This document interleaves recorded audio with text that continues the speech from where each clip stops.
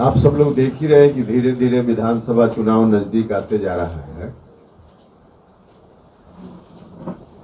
और उस चुनाव की तैयारी की दृष्टि से और लोगों की तरह मेरी पार्टी भी लगी हुई है। पहले से सदस्यता अभियान भी चल रहा है, क्योंकि पार्टी के गठन के बाद लोकसभा का चुनाव आ गया था तो विधिवत सदस्यता अभियान नहीं चला था। सदस्यता अभियान अभी चल रहा है। कोशिश है इस सदस्यता अभियान के माध्यम से हर मतदान केंद्र तक पार्टी को पहुंचाने की। तो अभी पार्टी के सामने सबसे बड़ा दायित्व है, जहां अपने संगठन का विस्तार, वहीं अगले विधानसभा के चुनाव में एनडीए कैसे जीते और जीत करके फिर से बिहार में एनडीए की सरकार बने। इस काम के लिए जो पहले से कार्यक्रम हमारे चल रहे हैं, उसके अतिरिक्त बिहार भर में घूमने का, दौरा करने का मैंने अपना भी कार्यक्रम बनाया है। बिहार दौरा का कार्यक्रम है और इसकी शुरुआत 25 सितंबर, इसी 25 सितंबर से कार्यक्रम की शुरुआत होगी। एक यात्रा के रूप में पूरे बिहार में, जिस यात्रा का नाम हमने बिहार यात्रा दिया है। तो बिहार यात्रा 25 सितंबर से प्रारंभ होगी और कुर्था, जो शहीद जगदेव बाबू की धरती है, उस धरती का नमन करके इस कार्यक्रम की शुरुआत हम करेंगे। तो 25 तारीख को कुर्था जाकर, पटना से चलकर कुर्था जाकर वहीं से यात्रा की शुरुआत होगी, जगदेव बाबू का नमन करते हुए। और फिर उसके बाद उस दिन अरवल, औरंगाबाद,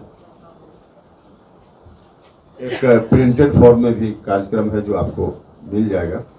तो 25 तारीख को अरवल, औरंगाबाद, 26 तारीख को औरंगाबाद, रोहतास, 27 को रोहतास, भोजपुर और 29 तारीख को सारण। प्रथम चरण का यह कार्यक्रम है, जो इस महीना का कार्यक्रम है प्रथम चरण में। उसके बाद अगले महीना का कार्यक्रम, बाद के चरण का कार्यक्रम फिर बाद में आपको बताया जाएगा। तो इस तरह से पूरे बिहार की यात्रा होगी और सभी जगह जाकर के एक तो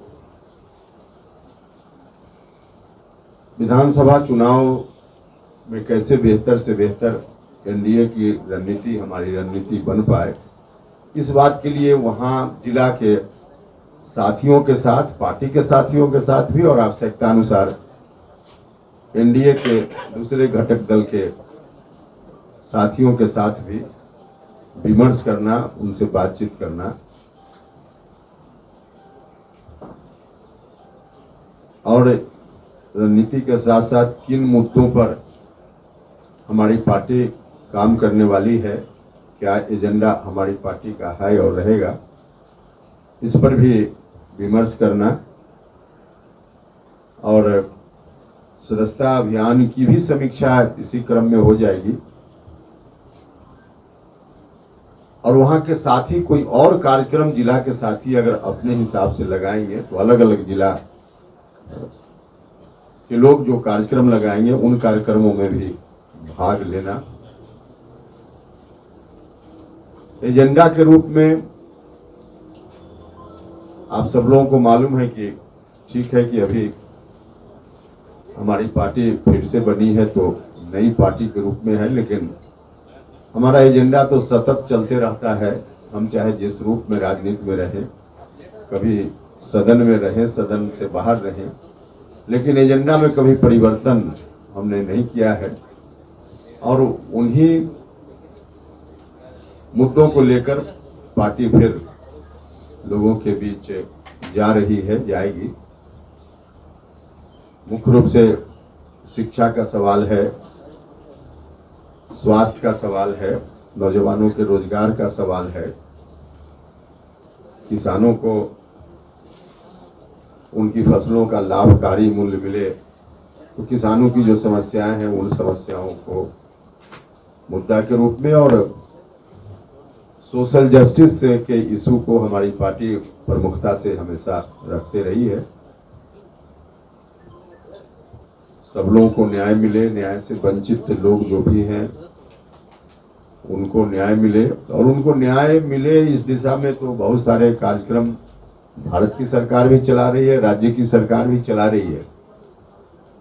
लेकिन इससे अतिरिक्त जो एक मुद्दा, ऐसा मुद्दा है सोशल जस्टिस का, जो सिर्फ सरकार के चाहने से उसका निदान नहीं होने वाला है, और वह है